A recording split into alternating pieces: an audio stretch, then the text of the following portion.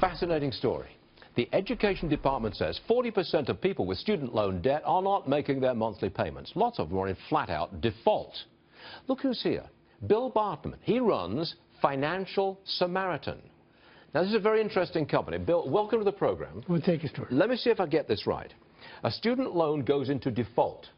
You buy that loan from the bank, and you buy it for pennies on the dollar. Correct. You then turn around and try to get that student to pay off on that loan, albeit at the reduced rate. Yes. And you make money doing that. Am I correct? That's absolutely correct. Yes. That's how the whole thing works. Yeah. How do you persuade them to pay? Well, we do what no one else has ever done in the 5,000 years of debt collecting.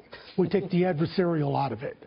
It's typically in a debt collection environment, there's somebody who's yelling and screaming at somebody who can't pay. Right. Well, since we know that they can't pay, yelling and screaming doesn't do any good. Well, excuse my language, how on earth do you get them to pay? Well, we solve their problem of why they can't pay. It may be because they're un or underemployed. We help them get a job. It may be because they have so many other debts, and we help them negotiate their other debts with their other creditors so that they can reduce their total debt consumption.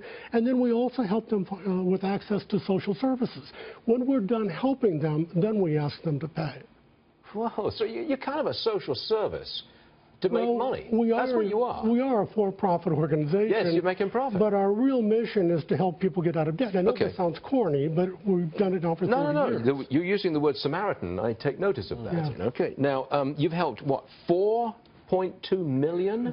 Yeah, 4.5, but who's counting, right? But 4.5 million yes. loans have gone into default. You've bought them, and you've made people pay. Now, what proportion do not pay? About 10%. And you can work with that? Yeah. Oh, absolutely, because... Do you screen them before... Okay.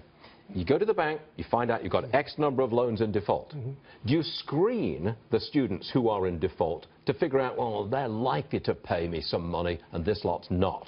Do you screen? Yeah, absolutely. We do due diligence to make sure we know what it is we're buying. So not just anybody can come to you? Well, no. We end up having to buy the whole universe.